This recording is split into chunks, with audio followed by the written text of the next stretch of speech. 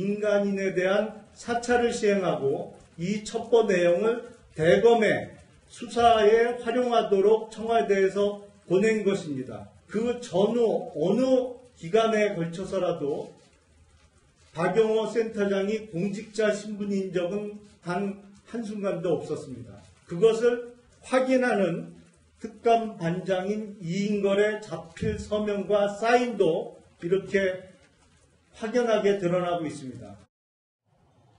이재명 차장. 예. 어제 한국당이 또 다른 김태우 리스트를 꺼내 들었습니다. 어떤 내용입니까? 바로 특감반의 첩보 목록입니다. 네. 다시 얘기해서 특감반이 생성한 첩보를 대검이라든지 경찰청이라든지 감사원 등에 보냈다는 건데요. 네. 그 목록에는 14건의 첩보가 기록되어 있습니다. 네. 그중 하나가 바로 서울 창조경제혁신센터장 박용호 비리입니다. 네.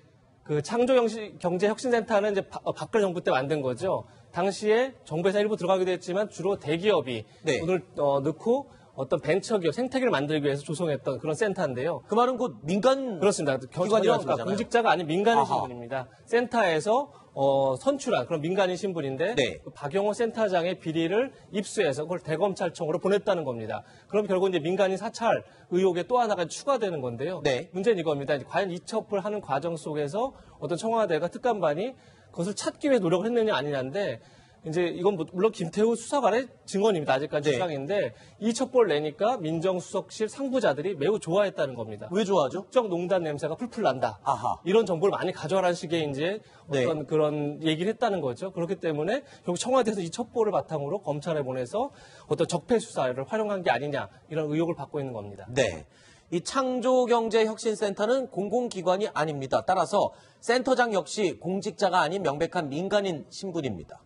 그럼에도 청와대 감찰반의 감찰이 진행이 됐다면 대체 어디까지 들여다본 것일까요? 그리고 감찰 대상이었던 박용호 전 센터장은 이 사실을 알고 있었을까요?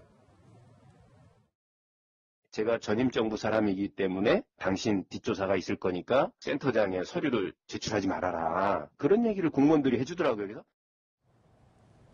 양지열 변호사님, 그러면 지금 이 얘기는 본인이 어떤 사찰 대상, 감찰을 받고 있는 것 같다라고 알고 있었다라는 거네요. 그렇죠. 그게 어디인지 그게 어느 정도까지 갈 수 있는지 모르겠지만 저 박용호 전 센터장 얘기는 나는 민간인 신분이고 전 정부와 관련이 특별히 없다고 해서 다시 한번 혁신센터장이 되기 위해서 공모에 응했다는 겁니다. 근데 네. 공모에 응했더니 하지 마라라고 얘기를 하면서 또 관련 서류들도 어느 쪽에서 요구를 해서 서류도 넘겼다는 얘기를 중기부 산하 진흥원의 모 부장에게 전화를 받았다라는 얘기를 한 겁니다. 네.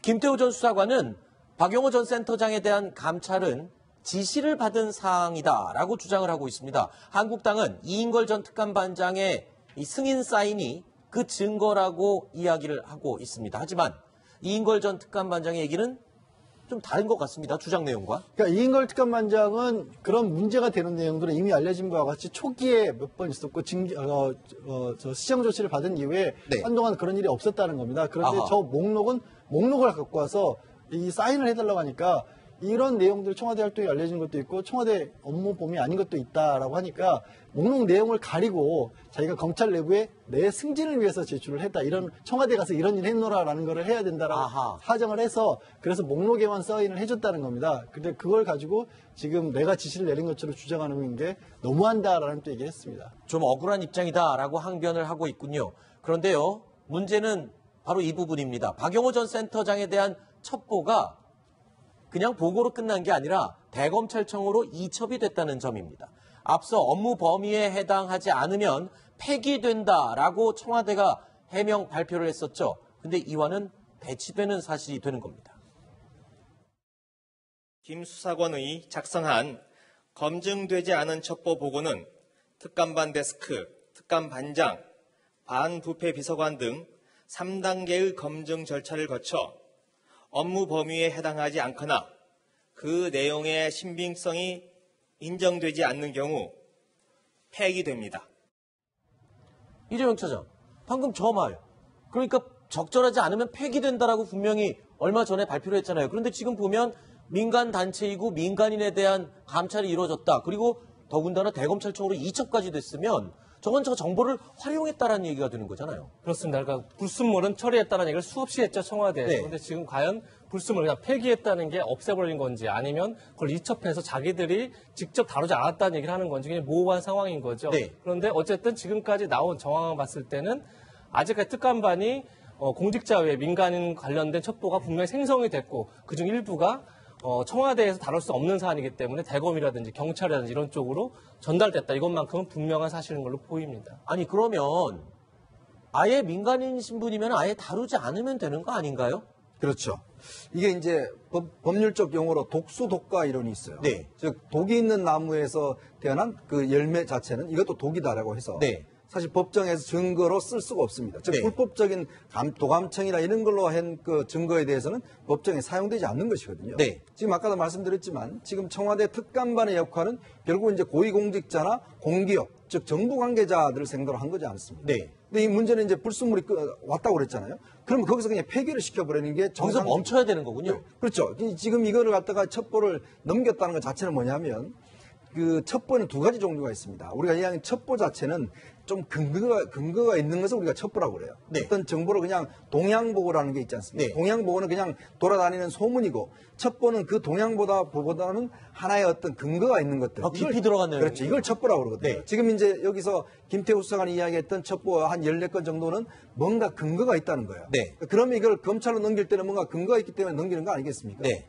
그러면 이게 바로 민간인 사찰입니다. 예를 들어서 특감반도 똑같은 청와대 직원이잖아요. 네. 그럼 청와대 직원이 민간인에 대한 정보를 입수해서 특감반장이 그걸 보고 자 이걸 그냥 검찰에다 넘겼다. 이거는 민간인 사찰일 거니까 우리가 하지 말고 넘겼다.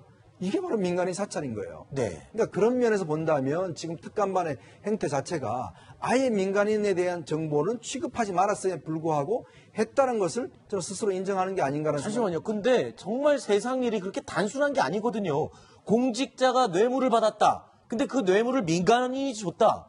그럼 어쩔 수 없이 그 민간인에 대한 조사를 안 할 수가 없잖아요. 특히나 이렇게 돼 있습니다. 대통령의 친족 및 대통령과 특수한 관계에 있는 자.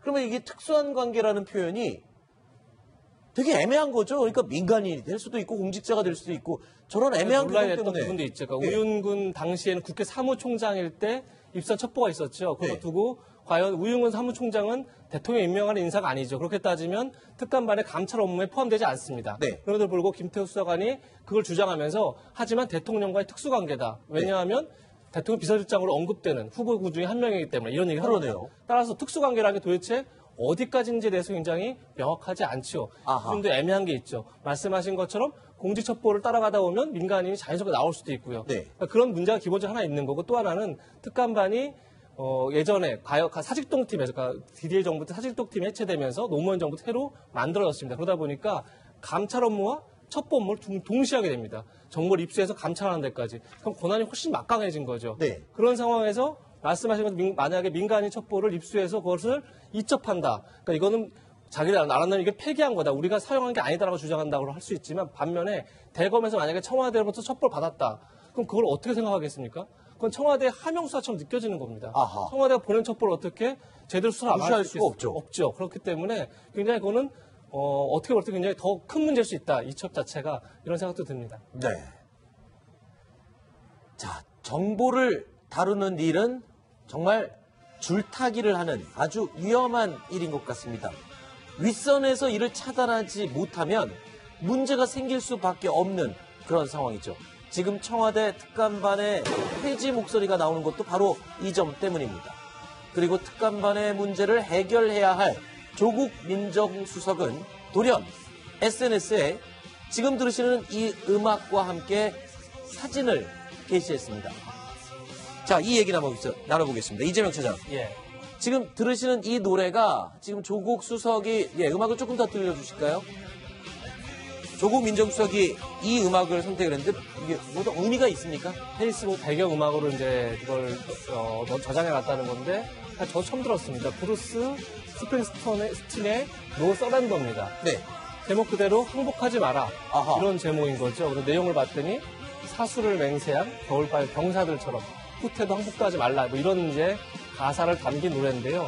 그것을 22일 밤에 올렸습니다. 네. 그게 결국에 지금 김태우 수사관의 어떤 이 사건 자체에 대해서 이 사건을 결국 야당의 정치 공세다라고 규정을 하고 난 여기에 항복하지 않겠다, 물러서지 않겠다 이런 입장을 뭐 분명히 밝힌 게 아닌가. 그러니까 어떤 하나의 글보다 네. 더 강렬하게 본인 스스로 메시지를 남긴 게 아닌가 네. 그런 생각이 듭니다.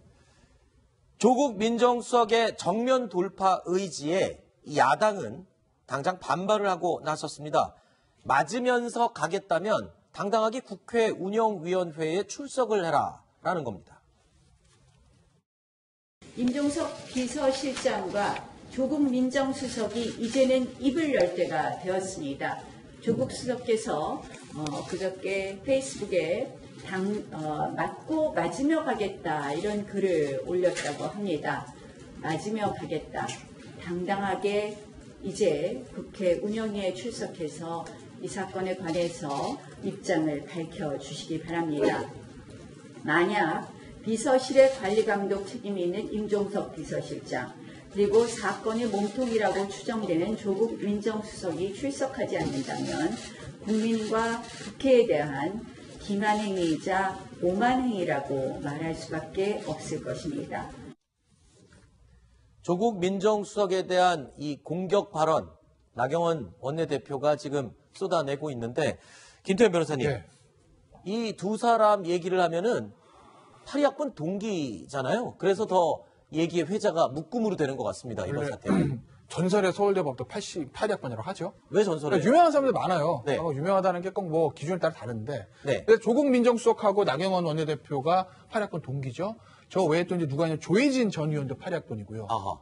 그 다음에 아마 그 김난도 교수도 8학번이고. 네. 그 정도 8학번에 원희룡. 원희룡 그렇죠. 맞아. 네. 원희룡 지사. 공부는 원희룡 제일 잘했을 거예요. 대학 들어갈 때. 장학퀴즈 장관하셨던 분 아니에요? 상록권은 전국 수석이잖아요. 네. 원희룡 의원이. 네. 저 제주도지사가. 그래서 8학번 동기인데, 뭐 아시겠지만 좀 생각이나 이런 것 좀 달랐던 것 같아요.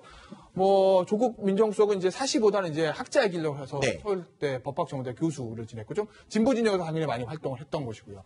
나경원 원내대표 같은 경우 이제 판사하다가 이회창이 이제 2002년 대선 때 이회창의 대선을 특보로 정계에 입문하고 그리고 이제 원내대표까지 온 건데, 네. 저 밑에 보니까 2010년 서울시장 보고 저건 뭐냐면, 나경원 의원은 이제 후보로 본인이 출마를 한 거고, 네. 조국 민정수석은 당시 이제 박원순 후보의 이제 멘토단 중에 한 아하. 사람이었다고 하죠. 네.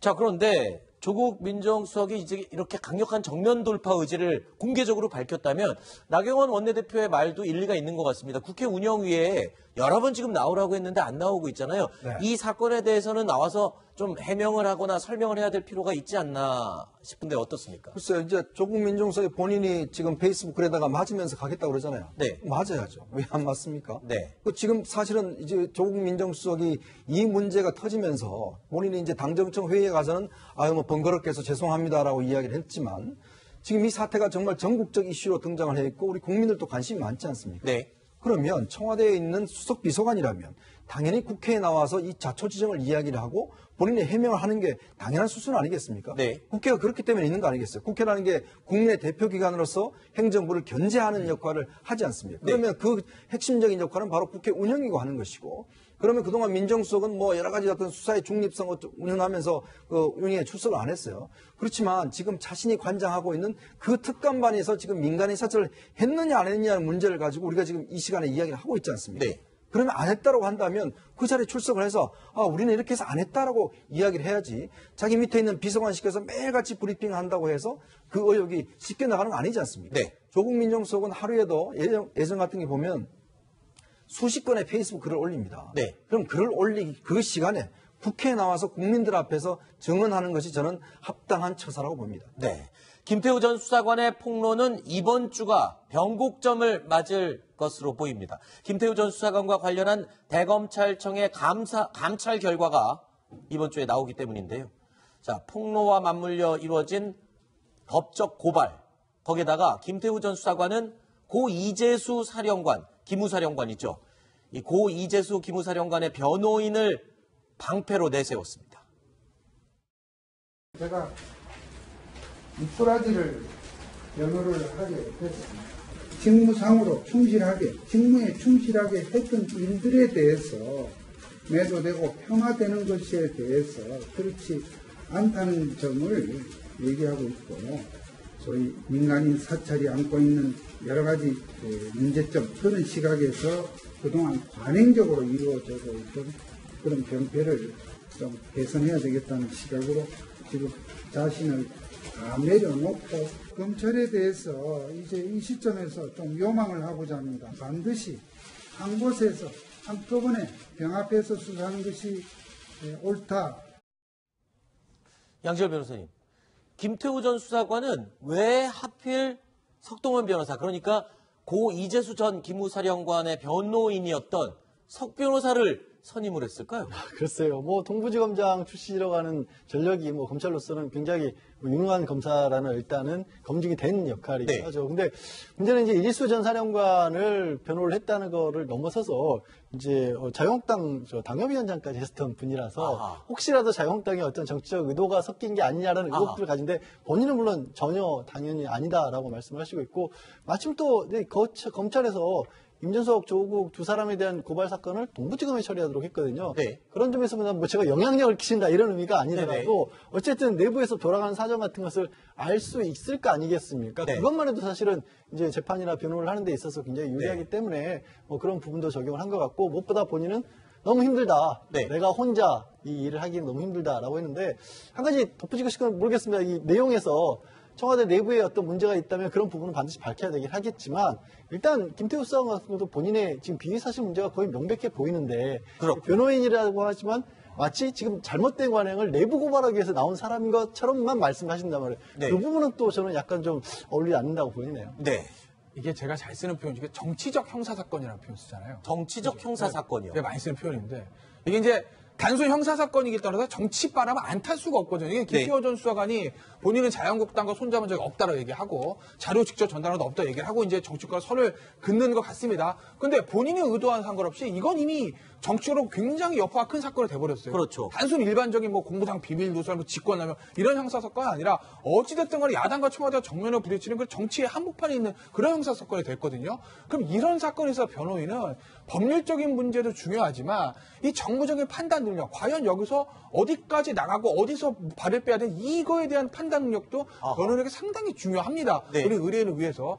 근데 석종훈 변호사가 어쨌든 지금 뭐 자유한국당에 몸을 담고 있죠. 얼마 전까지 해운대 이제 당협위원장을 맡았는데 이제 얼마 전에 이제 사퇴를 했습니다. 일괄 사퇴할 때. 그렇기 때문에 뭐 의원을 한 적은 없지만 그리고 뭐 본선에 선거 출마한 적은 없지만 어찌됐든 간에 이 정치적인 어떤 그런 결이 좀 있는 사람이기 때문에 아마 이 김태우 씨 같은 경우에도 그런 점도 좀 고려를 했을 거예요. 정무적인 판단 같은 거. 네. 그래서 오늘 첫 일성으로 지금 일단 수사가 지금 여러 군데 수원지검에 가 그렇죠. 있고 동부지검에 가 동부지검. 있고 또 대검에 감찰하고 있고 네. 그러니까 그걸 다 하나로 지금 중앙지검을 합쳐라. 네. 왜 이렇게 수사를 지금 뿔뿔이 흩어졌느냐. 쪼개느냐. 네. 그래서 하나로 합쳐서 수사를 해라. 뭐 아마 본인도 그렇게 해야지만 좀 이제 변호하기 편하니까 아마 네. 그런 주장들을 오늘 처음으로 했습니다. 알겠습니다. 자, 6번째, 7번째 이야기로 이어가 보겠습니다. 만나보시죠.